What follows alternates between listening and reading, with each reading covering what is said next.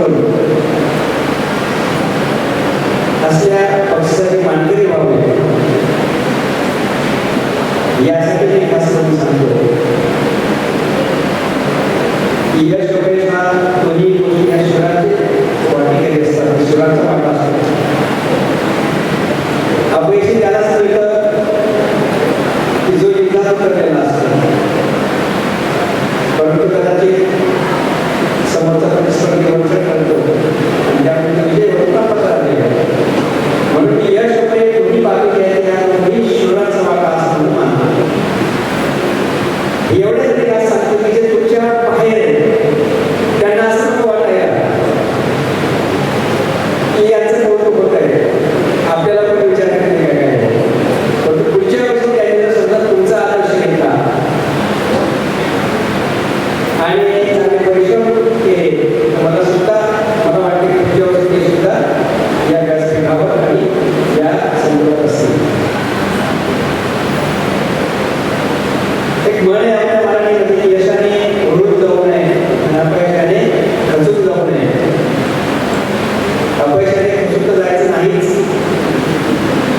यशाने पण ओळखून जायचं नाही की यश गुणित कसं होईल, ते यश अधिकाधिक यशात कसं परिवर्तित होईल, ही गुणगान आज सर्व यशस्वी मानकऱ्यांनी वाचायची आहे. मगाशी मला उल्लेख केला गेला पुरस्काराचा वगैरे. आम्ही लहानपणी असे मराठी शाळेत असताना अशी लहान बक्षिसं घेतली आणि त्या बक्षिसातून आम्हाला स्फूर्ती येते, प्रेरणा मिळते आणि आम्ही अधिकाधिक प्रयत्न करत गेलो आणि पुढे जाऊन वेगवेगळ्या पुरस्काराचे मानकरी ठरलो. जसे ठाकूर साहेब सांगितलं, माझ्या बाबतीत सांगितलं, याला हे कारण की माझ्या शाळेने जे काही त्या काळी मला बक्षिसं दिली असेल किंवा माझा सत्कार केला असेल तर त्याचं फलित म्हणून मी आज तुमच्याकडे उभा आहे. एक सुद्धा सद्भाग्य, एक चांगली सिक्युरिटी चांगली शाळा तुम्हाला मिळाली आणि त्या शाळेच्या मार्गदर्शनातून तुम्ही वेगवेगळ्या स्पर्धांमध्ये भाग घेतला, परीक्षांमध्ये भाग घेतला, ज्या काही नियमित आपल्या परीक्षा असतात त्या नियमित परीक्षांमध्ये तुम्ही उत्तम यश मिळवलं आणि या बक्षिसाचे मानकरी ठरला. बक्षीस मिळवणं हे सोपं नाही. बरोबर सर्व जे काही विजेते आहेत ज्यांना ज्यांना बक्षीस मिळाला आणि मिळणार आहे त्या सर्वांचं मी माझं अभिनंदन करेन. परंतु त्यासोबत हे बक्षीस टिकवून ठेवणं हे फार महत्त्वाचं असतं आणि ते टिकवून ठेवावं यासाठी मी खास तुम्हाला संधी करेन. मी मगाशी बोललो की बक्षीस हे द्विगुणित झालं पाहिजे, जीवनामध्ये प्रगती झालं पाहिजे. जर ते बक्षीस जीवनात प्रगती झालं नाही तर त्या बक्षिसामध्ये काही उपयोग नाही असं मला वाटतं. मला खात्री आहे ठाकूर साहेबांच्या मार्गदर्शनाखाली आणि त्या शिक्षकांच्या आणि जे काही व्यवस्थापन मंडळ आहे या सर्वांच्या पाठिंब्यानं जे शिक्षणाचं जे काम चालतं ते मी आज गेल्या 5-7 वर्षापासून बघत आलेलं आहे. या मुंबई भागात गेल्या 10 वर्षापासून मी मुंबई बोर्डच्या माध्यमातून सेवेत आहे आणि मला वाटते 4थी 5वी वेळ असेल माझी या वेगवेगळ्या कार्यक्रमांमध्ये या हॉलमध्ये पहिल्यांदा तर ते आपले कल्चरल प्रोग्राम्स त्यानंतर माझं हे होतं. तर तेव्हा मला प्रकर्षाने जाणवलं की ती जी शिक्षक मंडळी ही समर्पित भावनेने काम करते आणि त्यांना चांगलं काम करण्यासाठी सुद्धा ही संस्था त्यांना फक्त हस्त देते आणि त्यामुळे चांगलं काम घडत आलेलं मी बघत आलेलं आहे. आणि म्हणूनच